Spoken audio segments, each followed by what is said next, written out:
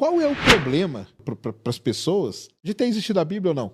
Essa é uma boa pergunta que eu respondo com uma outra pergunta. Se a Bíblia é um livro tão ridículo, como muitos militantes colocam, por que ela incomoda tanto? Eu nunca vi ninguém incomodado com a história do tio Patinhas. Eu nunca vi ninguém fazer um complô pra acabar com a história do tio Patinhas. Você entendeu? Tá aí, se ela é um livro tão ridículo, qual o problema? Mas pode olhar que a Bíblia, ela atrai, quando as pessoas encontram, geralmente dois comportamentos. Ou de amor ou ódio. Como você fala assim, olha, eu não conheço muito a Bíblia, você já falou isso comigo. Eu nunca li a Bíblia, mas não. assim, abrindo o jogo, e para ser muito transparente em todas as áreas, eu vou falar o problema da fé, o problema da descrença. Eu não posso ter uma fé que me leve a ver o que eu quero. Certo. Sabe aquele provérbio que diz, como é que é? Pra quem acredita, a assombração aparece? Isso. Se eu começar... A gente fala com alienígena hoje. Exatamente, alienígena. O pessoal fala, Sérgio, não aparece pra você porque você não acredita neles. Exatamente. Então, eu digo que tem uma diferença entre ser crente e ser crédulo. Quando eu vou assim, não é assim. Eu tenho que trabalhar com métodos científicos e como esse artigo que eu publiquei, eu tenho que ser honesto. Se eu falar com você, eu provei que Daniel é da época de Nabucodonosor, com esse artigo eu não provei, tá certo? Então esse é o problema do lado da fé. Eu tenho que ser racional com aquilo que eu consigo mostrar, com aquilo que eu não consigo mostrar. E a arqueologia, ela vive de fragmentos de história. Eu não tenho comprovação para cada página da Bíblia. Então eu trabalho por amostragem. E mesmo também não vai ter, tem coisa ali na Bíblia que pode não ter a parte arqueológica. Exatamente, exatamente. Então tem muita coisa e é qualquer história. Agora, do lado dos descrentes, também existem aqueles que eles querem provar a descrença deles a todo custo. Agora, o que eu noto? No passado, eu acreditava muito o seguinte, antes do Big Bang, o que há? Se eu falar bobagem agora, você vai corrigir, porque eu tava falando da minha área, agora eu tô entrando na sua e eu tenho que pisar em ovos, porque não é minha área. Não, sei. Antes do Big Bang, o que havia? Se eu for coerente, eu tenho que cair para um agnosticismo moderado. Por que é moderado? Porque o agnosticismo eu acho que é impossível descobrir qualquer coisa. Estou falando moderado. Eu não sei o que havia. O que havia antes do Big Bang, eu não sei. Havia tempo? Não sei. Havia espaço? Não sei. Não tem prova que havia algo antes do Big Bang. Mas quando você afirma que o universo teve um começo, você abre um pressuposto para Deus. Porque ex nihilo nihil fit. Martin Heidegger não era um religioso. E Heidegger, Ser e o Tempo, tenta ler o Ser e o Tempo em alemão para você ver. Heidegger era um cara de um padrão intelectual tremendo e ele não era crente. E o Heidegger foi um que trabalhou isso. Foi o seguinte, um dos grandes mistérios que a gente tem que conviver é isso. O início da existência. Como é que eu compactuo o meu ateísmo com o início da ciência do nada? Aí, sem puxar saco, você me deu uma resposta honesta uma vez que eu te falei. Então assim, nós não sabemos. Não sabemos, não. Mas eu conheço alguns físicos ateus que falam, sabemos. Eu já vi podcast de um falando assim, não, essa é bobagem da Bíblia. O que havia antes? Havia. Aí pega um modelo que não foi comprovado, que é um modelo matemático, elegante, mas não foi matematicamente empírico, ele é possível. Fala, não, o universo compactou, descompactou. O universo, né? O que a gente fala é que tinha uma sopa de partículas, né? O gluon, quark lá e não sei o quê. E aí começou a ter a tal das flutuações quânticas e tudo. E aí pela flutuação quântica o universo começou a se expandir e tal. E aí teve as fases e tal. É isso que a física explica, né? Ou teoriza, né? Teoriza. Acho que agora, foi desse jeito? Não. Porque tem uma... Eu tava até conversando com a Roberta aqui antes, né? E a Roberta, gente, é o doutor em física que estava aqui. Tentando falar bobagem depois dela. E existe uma das hipóteses é que o universo nunca teve início e nunca teve fim. Entendeu? E também é uma hipótese que não está isenta também de críticas. Esse que é o ponto. Eu acho que... sim. Eu tenho que ser honesto em falar que eu não tenho todas as provas, mas também não é ridículo. Aliás, foi isso que a gente conversou, que eu falei que ia pedir licença para falar aqui. Eu falei, a minha dificuldade, Sérgio, é isso. Se eu tenho vários modelos para explicar a origem do universo, por que só o modelo da causa primária, Deus, é descartado? Não é uma hipótese elegante. A minha dificuldade é o seguinte, se eu tenho vários modelos, todos teóricos, para explicar a existência do universo e todos convivem em harmonia, por que Não é muita harmonia não, mas tudo bem. Mas pelo menos estão ali, né? Mas por que o único modelo que é execrado como pseudociência é a ideia da possibilidade de um criador? Eu não estou provando. Não, eu sei, mas eu nem acho que é pseudociência assim não, entendeu? Eu acho não, você, eu tô falando... Sim, eu entendi. No geral... No geral, muita gente... o pessoal eles acham que não pode misturar, né? Aquela história toda, né? Então, assim, é uma possibilidade. Pelo menos uma possibilidade. Porque mesmo quando você fala, por exemplo, o universo não teve começo nem terá fim. Aí você vê com aquele problema... Aí a outra coisa que eu vejo, às vezes, o pessoal fazendo. Eu sou da área da filosofia. Eu fiz filosofia e teologia, além da arqueologia. Isso é filosofia. Mas filosofia também põe pra pensar. Por exemplo, se eu tenho um universo eterno pra trás, esse momento nunca chegaria. Tem isso também. Se eu tenho um infinito para trás, esse momento nunca chegaria, porque para esse momento chegar, tem que passar... Então, não bate. Outra questão, eu gosto muito do Feynman. Richard Feynman. E o Richard Feynman, interessante, ele não era...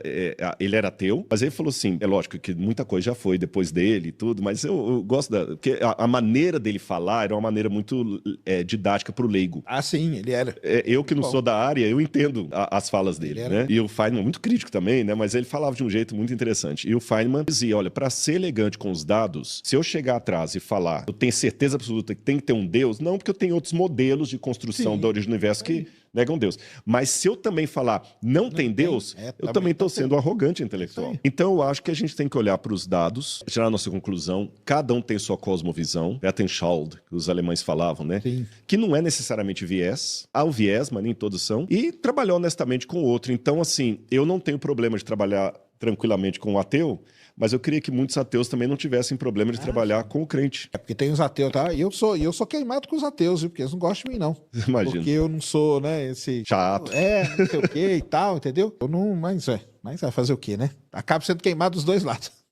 Mas no fundo, a gente tem mais perguntas do que respostas. Ah, não, isso é. Mas o que eu não entendo é isso, por que o pessoal tem essa tipo, birra? Cara, vamos pensar o seguinte, aí na moda a tal da Odisseia.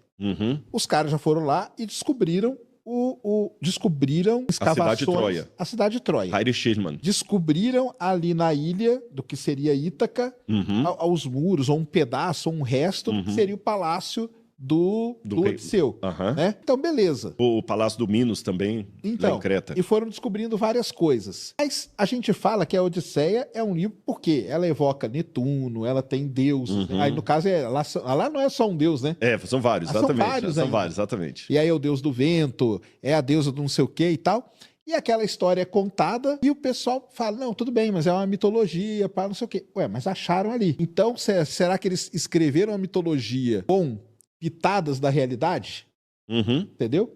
Porque também não tem problema nenhum. Não tem. Às vezes uma maneira parabólica de contar alguma coisa. Mas aí porque, por exemplo, a Bíblia poderia ser isso? A visão de alguns, sim. Eu só tenho uma dificuldade com essa visão, então estou sendo honesto. Alguns teólogos falam assim, a Bíblia é um livro de conto, é uma parábola da realidade. Porém, com coisas que existiam ali. Então, exatamente. Por exemplo, o Davi existiu, o reino dele existiu, mas teve coisas aqui que a gente foi colocando para... Tipo, aquela história do quem conta um conto, aumenta um conto. Então, vou aumentar isso aqui. Pô, não, vamos aumentar a história desse cara aqui. Pô, isso aqui era o reino dele. Vamos falar que ele era um cara, entendeu? Top aqui na época. Os teólogos que vão por essa linha que você está citando aí, que não são os críticos da Bíblia, são teólogos, eles têm uma maneira mais eufemística de contar isso. Eles não falam que quem conta um conto aumenta um ponto. Como se fosse... no século XVIII, a Alemanha passou pelo Aufklärung, né, que é o iluminismo alemão, e entre os principais expoentes do Aufklärung havia muitos da área de humanas e muitos historiadores. E um dos movimentos que surgiram na Alemanha foi justamente o novo conceito de história. E os alemães fazem uma diferença entre a palavra historisch. O alemão é difícil de traduzir. O alemão você tenta interpretar. Historisch seria a história real que aconteceu. Entendi.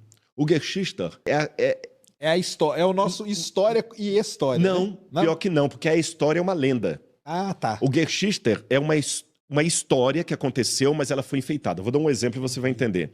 Você já foi ao Museu do Ipiranga aqui em São Paulo? Sim. Não tem aquele quadro do Pedro Américo, da proclamação da independência? Ah, é verdade. Aquilo é Geschichte. É. Verdade. O Dom Pedro, ele foi lá mesmo, às margens do riacho. Só que era um riozinho. É um riozinho. Ele tava numa mula. Ele tava com a mula, indo visitar a amante dele. Isso aí. Você entendeu? Que ele tava com diarreia o dia inteiro. Isso ele mesmo. tinha acabado de fazer o download lá, numa época que não existia o Wi-Fi. Ele acabou de fazer o download, ficou batendo em cima da mula, ninguém entendeu nada. Mas aquela história fria, ela é sem graça. Então, na hora de contá-la, cria-se o Geschichte. Ah, sim. Aí ela vai pro quadro daquele jeito. O Tiradentes também, enforcado igual um Jesus de perfil, com roupa branca, cabelo branco, barba comprida. Então, por que isso aí depois de até você pode falar, por que representa o Tiradentes igual Jesus? Para poder trazer piedade do povo a ele, a causa da Conferência Mineira. Porque eles não enforcavam as pessoas com o cabelo, eles raspavam. Então. A pessoa, e ele não tava com aquela túnica, e ele do lado assim... É igualzinho assim, tudo bem, Jesus. A gente nem sabe como foi Jesus, a cara dele pela piedade popular, pelos quadros da piedade popular, era daquele jeito. Então, é Jesus. Então, nessa situação de Historier e Geschichte, eles traduziram a bíblica, incluindo a figura histórica de Jesus. De todos os livros religiosos que eu pudesse citar, Bhagavad Gita, Alcorão, Livro dos Vedas, Tao Te Ching e vários livros sagrados religiosos, o único livro que demanda uma veracidade histórica para ser crido é a Bíblia. Você não existe, por exemplo, se você for à Índia, você não vai ter a arqueologia do Bhagavad Gita, não tem a arqueologia do Livro dos Vedas. E o pessoal, existe essa discussão aí, igual que tem em cima da Bíblia? O pessoal não aceita, né? Aceita. Para eles, assim, se Krishna existiu ou não existiu, pegando, né, o Bhagavad Gita, se o Krishna e Arjuna da batalha lá existiram ou não existiram, o que importa? O Boku. É o Goku. Se o Boku existiu ou não existiu, não interessa. É um desenho legal e está enfeitando a sua estante aí. Então, se o Krishna existiu ou não existiu, o que importa? Você está entendendo? A Bíblia não. Paulo colocou bem claro. Se Cristo não ressuscitou, nossa fé é vã. A Bíblia é absoluta obsoleta. Deus fala, ponham à prova. Vejam que eu sou o Deus de seus pais, que eu guiei vocês. Então, se a história bíblica não for real, a teologia dela não se sustenta. A teologia da Bíblia precisa da realidade histórica para se firmar. Esse que é o ponto. Então... Aí... O que você acha que seria, assim, a chave para falar, ó, não, descobrimos isso aqui e com... Porque mesmo com essas descobertas todas, tem ainda as críticas, tem tudo. Né? Mesmo você lá em Laquis, descobrindo os pedaços, descobriu o muro e tal, alguém pode chegar, não, tudo bem, o Davi existiu, igual você falou, né? Ele existiu, mas não foi tudo isso.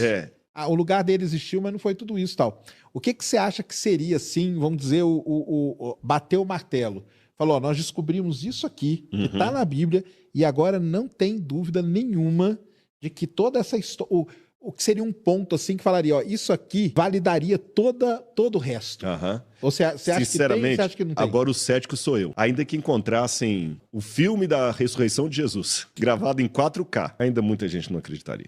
É porque... Não, tudo bem. Tem pessoas que escolhem não acreditar. Não, beleza. Os que não acreditam não vão acreditar. Mas você fala que dentro da própria teologia existe essa divisão. Existe. Né? Tem os teólogos que são mais críticos e tal, não sei o quê. Porque, vamos dizer que eles têm uma tendência a acreditar... Maior do que quem não é. Mas que falta alguma coisa. O que você acha que seria essa coisa? Para eles também vale o mesmo enredo. Também, porque eles duvidam disso aqui, aí você mostra, aí eles, igual passarinho, eles vão pegar uma outra coisa. Pega outra coisa. Por exemplo, no início, eram teólogos que diziam que a Babilônia não existiu, que era um mito. Aí o Robert Goldwyn descobriu a Babilônia. Nabucodonosor descobriram. Aí a Bíblia fala que o último rei da Babilônia era Beltesazar. Eles diziam, Beltesazar não existiu. A Bíblia está errada. Por quê? Porque pegamos a lista dos reis da Babilônia e o último é Nabonido. Aí depois encontraram um tablete mostrando que Nabonido tinha um filho chamado Belsazar e que ele ocupava o trono na ausência do pai. E lá no livro de Daniel diz que ele oferece para Daniel o terceiro lugar no reino, o que faz sentido, porque ele era o segundo. Não, tá bom. Mas a história de Daniel é fictícia. E lá na Turquia nós temos tabletes cuneiformes com o nome dos 3 companheiros de Daniel. No Shalim Marduk, que seria Mesaque, Ardinabu, que seria Evednego, em acadiano. Tá bom, os 3 companheiros de Daniel existiram, mas Daniel não existiu. Se amanhã encontrar uma prova do Daniel, falar ele existiu, mas a cova dos leões não existiu. Então, assim, quem tem a predisposição para continuar negando, ele vai continuar negando sempre. Mas isso aí não é tudo Velho Testamento? É Velho Testamento. É tudo antes de Cristo, né? Antes de Cristo. E qual que eu não entendo, sinceramente, eu não entendo qual é o problema, gente. Eu também não. Na verdade, é por isso que eu falo assim, é Deus que julga os corações e as mentes. Por que algumas pessoas são tão tardias em crer e outras tão próximas? Na verdade, eu acho até o contrário. Eu acho que seria sensacional a gente ter livros, né? Porque não é um só também, né? Sim, claro. São 66 livros a Bíblia toda. Então, 39 e o do velho, 39? 39 e 27. Mas na Bíblia católica você tem os livros a mais, os deuterocanônicos. Então, imagina que a gente tenha 39 livros que conta um pouco da história da humanidade, né? Aí não importa, tudo bem, se você antes de Cristo, mas é uma história antiga. Né? Qual que eu sinceramente, mesmo sendo ateu, eu não vejo qual é o problema nisso. Mas muitos veem, e aí é triste. Jesus falou, você não acredita nisso, mas vou colocar assim. Mas aí por quê? A pessoa tem medo do quê? Não, o fulano ali tá seguindo a Bíblia. Mas basicamente a maior parte das pessoas sabe que o que está escrito na Bíblia você tem que interpretar. Sim, claro. Como todo livro. Como todo livro. Como você tem uma interpretação ali. E lembrando que, às vezes, como você falou lá, todo mundo está olhando para o mesmo Hubble, as mesmas imagens, para o mesmo universo em expansão, e você tem acadêmicos chegando a conclusões diferentes ou vendo com os mesmos dados. Isso acontece com a Bíblia também. Agora, a parte que eu ia falar de Jesus, ele falou assim, quando vier o Filho do Homem, porventura achará fé na terra. Jesus estava pessoalmente naquela época. Não era uma questão de fazer um achado arqueológico. Ele andou, ele conviveu com as pessoas, ele pregou e o pessoal ainda assim o crucificou. Porque aí tem a discussão depois, aí você teve como que é o Jesus bíblico E o Jesus da fé, que está dentro dessa questão do Gershista que eu falei, do Jesus histórico e o Cristo da fé. Entendi. Você entendeu? Que eu posso responder para você se quiser sobre isso aqui. Eu só quero fazer uma digressão para responder a primeira questão do porquê das pessoas não creem. Jesus, como eu falei, ele andou com eles. Vamos, pelo menos por 2 segundos, acreditar na possibilidade de ser verdadeiro em termos históricos, os evangelhos serem verdadeiros. Só por 2 segundos, só para fazer meu raciocínio aqui. Se for verdade, Jesus andou sobre as águas, multiplicou pães e peixes, foi transfigurado, expulsou demônios, pregou a palavra de Deus de uma maneira que ninguém tinha falado, pregou o amor, a bondade. Esse pessoal tinha evidências que nós não temos. Eles não precisavam de arqueólogo, eles não precisavam de tradução bíblica, eles falavam a mesma língua. E mesmo assim eles o crucificaram, pediram a morte dele. Eu não acredito que nós, no século XX, somos melhores do que eles. Se tiver um achado hoje, nós não vamos tratar o achado como eles trataram Jesus. Porque é muito difícil julgar as pessoas, Sérgio. Eu não acredito que a descrença seja uma coisa unívoca. Você pode ser ateu por uma razão completamente diferente do Pirula, que pode ser ateu por uma razão completamente de Richard Dawkins. Pode ser ateu por uma razão... Então, não dá para eu botar todo mundo dentro do pacote e falar a causa do ateísmo ou da descrença é essa aqui. Ah, sim. Porque, não, peraí, isso não tem nada a ver comigo. Mas entre os vários casos que tem, há muitas pessoas que às vezes eles se tornam reticentes à Bíblia. Responder a sua pergunta, por quê? Que não querem aceitar de todo jeito? Às vezes, a culpa é minha. A culpa é da religião. Porque, por exemplo, tem um autor, eu vou lembrar o nome dele aqui agora, que ele escreveu um livro, tá na ponta da língua o nome dele. Ele foi ateu por 30 anos, professor da Universidade de Filosofia na Universidade de Nova York, e ele depois se tornou cristão. E ele escreveu um livro fazendo um mapeamento de grandes ateus. Por exemplo, Freud, Sigmund Freud, pai da psicanálise, Wagner, e outros mais que eu podia citar, o Nietzsche, e descobriu alguns pontos em comuns. Muitos desses grandes expoentes do ateísmo tinham um problema de relacionamento seríssimo com o seu pai. Vou pegar o Freud como exemplo. O pai do Freud era um religioso. O cara não valia nada. O que o Freud cresceu foi à sombra de um pai tóxico. Tudo que o Freud talvez entendeu de Deus foi a partir daquela reação castradora. Quando o Freud se vê como psicanalista, o Freud fala o seguinte: nós temos a carência de um pai eterno, mas esse pai não existe. E uma vez, conversando com um ateu alemão, com quem eu estudei a Bíblia, e depois ele morreu crente, Peter Gasper, que era o iluminador de Niemeyer. E eu, como alemão, eu lembrei do Freud, eu fui nessa jugular com o Peter, e o Peter admitiu o ateísmo dele. Estou falando que é o seu, que é de outros. O Peter falou o seguinte, eu falei, Peter, sabe por que é difícil você aceitar a existência de Deus? Porque você não consegue conviver com a ideia como é que existe um Deus bondoso lá em cima e pessoas sofrendo aqui embaixo. Então é melhor trabalhar com a hipótese que não existe ninguém lá, e se não tem alguém para ter raiva. Porque se eu sou órfão, dói menos saber que a minha mãe morreu quando deu a luz a mim do que eu nasci Sim. e ela me jogou na sarjeta e uma família que me pegou para criar. A segunda orfandade é muito pior do que a primeira. Então, saber que existe um Deus e que esse mundo está caótico é uma dor tão grande que eu prefiro negar que esse Deus existe. E o Freud é interessante que quando ele estava fazendo a psicanálise das pessoas, ele tinha uma coleção de estátuas. Pode verificar isso aí, gente, que eu estou falando nas biografias de Freud, isso é verdade. Os deuses de Freud, ele comprava estatuetas da mitologia grega. Fazia um jantar para receber cada estatueta em casa dele. Poxa, um homem de ciência que não acreditava em Deus fazia estátua para jantar para receber uma estátua. E ele escolhia uma estatueta, ele ficava acariciando aquela estatueta. E o que isso remete à história do pai? A única hora que ele sentia aconchego do pai é quando o pai contava histórias da mitologia grega para ele. Então, será que parte do ateísmo do Freud, ou se tem apenas como uma ilustração, não é culpa da figura, assim, crassa de Deus, ridícula de Deus que passou, que a pessoa não está rejeitando o Deus da Bíblia, está rejeitando a caricatura. Foi passada. E tem também o ateu crente. O que é o ateu crente? Pessoas que dizem acreditar em Deus, mas vivem como se ele não existisse. Você está entendendo? Você é um ateu declarado. Você fala assim, eu sou ateu, eu não acredito em Deus. Ponto final. O outro fala, eu acredito em Deus. Mas na prática, ele vive como se Deus não existisse. Entendi. Você tá entendendo? Não no sentido moral. Não estou falando no sentido moral, no sentido assim da crença mesmo. Ele não demonstra fé e tudo mais. Então eu acho que tem várias razões que levam. E meu papel nesse mundo não é convencer as pessoas de Deus, nem ser advogado de Deus, mas procurar ser uma testemunha dele. Se os cristãos fizessem isso, eu acho que facilitaria um pouco mais esse diálogo com o outro lado lá.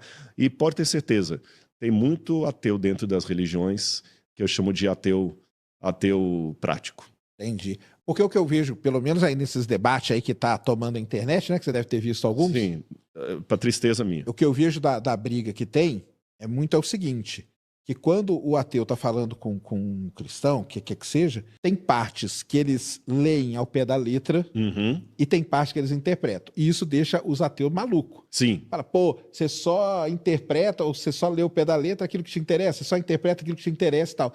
Eu acho que é isso que deixa eles loucos, E estão né? certos. É que eu vejo também assim, Bíblia, para estudar, tem que ter método. Sim.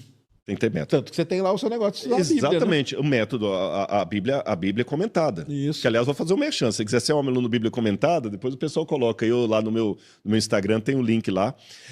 Tem que ter método. Uhum. E método é uma coisa séria. Eu, como leigo, então hoje, você sabe que tem coisas na física que você tem expressões para usar. Você chama de átomo, que não é átomo. Porque o átomo é divisível. Ah, sim, claro. Não é isso? Dá-se o nome de buraco negro, é um nome fictício, que não é necessariamente um buraco.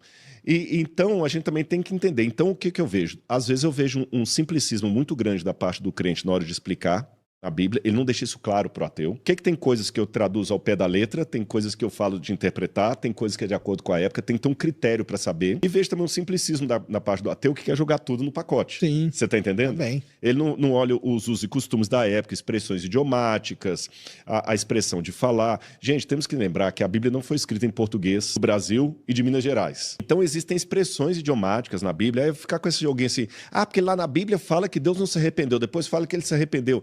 Gente, você tem que entender o que é a palavra arrepender, shuv em hebraico, sabe, metanoia em grego, como é que foi usado, qual o critério, qual a expressão idiomática. Qual o contexto que tava, né? Mas a Bíblia mandou a menina que foi violentada, não vou usar a palavra aqui para não cortar, casar com o cara. Gente, você tem que entender o costume da época, as expressões. A Bíblia foi escrita numa cultura específica, Deus tem que falar com sotaque humano, você está entendendo? Você não explica física quântica no auditório de adolescente com a mesma linguagem que você usaria num artigo indexado. Ah, sim, é assim mesmo. E se eu pegar o pé da letra, até o Wesley, nossos amigos em comum aqui, neurocientista, o Wesley uma vez ele foi criticado, ele falou isso comigo, com alguns pares lá, porque ele foi dar palestra sobre neurociência, ele usou algumas expressões populares para explicar. É isso que a galera que o cai em pessoal cima da gente. ridiculariza. Então.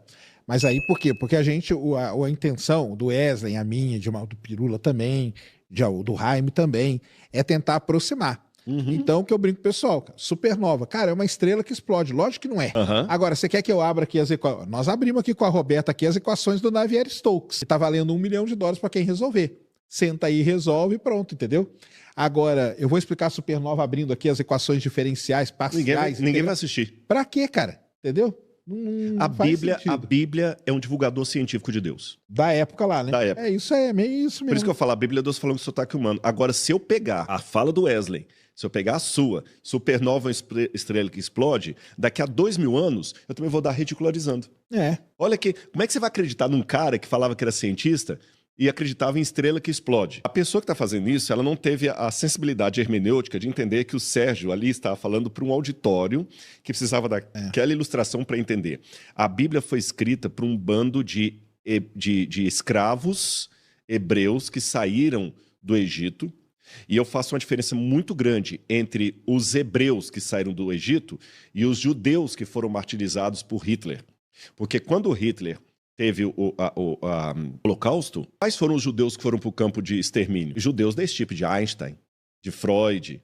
Muitos deles eram bancários, eram banqueiros, eram filósofos, eram estadistas, eram pessoas de nível intelectual elevado. O judeu da Segunda Guerra Mundial não é o hebreu que saiu do Egito. Só que a Bíblia foi escrita não para o judeu, Segunda Guerra Mundial, foi escrita para o judeu lá, que o camarada bruto, que para explicar os conceitos de física para ele, você tinha que diminuir ainda mais a questão da estrela que explode. Então Deus usa essa linguagem, que parece até infantil, mas é uma linguagem didática. Aí o pessoal pega o lado infantil dessa linguagem para ridicularizar a Bíblia. Só que eles esquecem de um detalhe. Essa linguagem ridícula, ou ridicularizada, que eles querem, atravessou séculos, moveu reinos e fez coisas que Shakespeare não conseguiu. Olha que interessante. Eu não conheço nenhum especialista em Shakespeare que daria a sua vida por sua interpretação do Hamlet, mas eu conheço, assim, milhares e milhares de cristãos que foram para a fogueira por aquilo que a Bíblia apresentou. É. Então, se é um livro ridículo, eu tenho que conviver com a ideia seguinte: como é que um livro ridículo produz o resultado? Se é um livro extraordinário, então para com o discurso que ele é ridículo. E ele desafiou tudo na época. Por exemplo, a construção do Jesus histórico, para falar do Jesus histórico que você perguntou, é tão forte que eu vou citar Stuart Mill. Você acredita em qual? No Jesus histórico. Histórico. Na verdade, desculpa, não respondi correto. Para mim, o Jesus histórico e o Cristo da fé são o mesmo. A dicotomia que é artificial. Entendi. E eu vou responder isso aqui com uma frase de Stuart Mill, que você conhece. Stuart Mill, pai do método científico, junto com Francis Bacon. Uhum.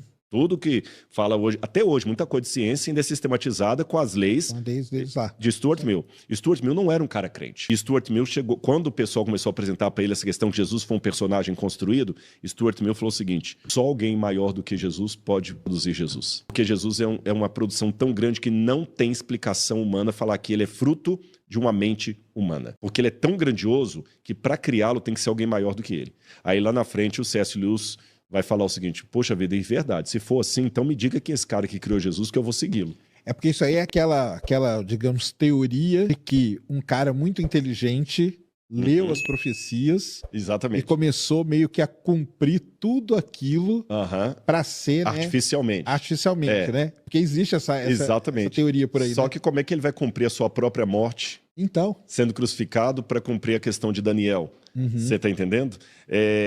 Mas essa teoria, histórica, como que ela é dentro aí da teologia? Tem muita... Tem um movimento nos Estados Unidos chamado Jesus Seminar. Eles procuram reviver esses teólogos alemães, Rudolf Bultmann, outros que eu mencionei para você aqui, Bruno Bauer, que já estavam meio mortos, sabe? São teólogos sofisticados, mas, por exemplo, muitas descobertas depois mostraram que eles estavam errados. Vou dar um exemplo para você. Tem uma passagem de Flávio Josefo. Flávio Josefo diz o seguinte: por esse tempo, Flávio Josefo não era cristão, era um historiador judeu. Por esse tempo surgiu Jesus. Muitos o consideravam o Messias. E ele foi morto no Principado de Tibério, etc, etc. E depois de morto, ele apareceu vivo para muitos, etc, etc. O texto é tão, assim, forte que o pessoal já fala assim: é uma interpolação. Flávio Josefo não escreveu isso. Foi algum copista cristão que colocou isso. E eu já vi muitos ateus de internet ridicularizando. Não, o crente fala isso aí, mas esse texto é uma interpolação. Mas essa afirmação, ela é pouco científica. É igual eu afirmar: o universo sempre existiu.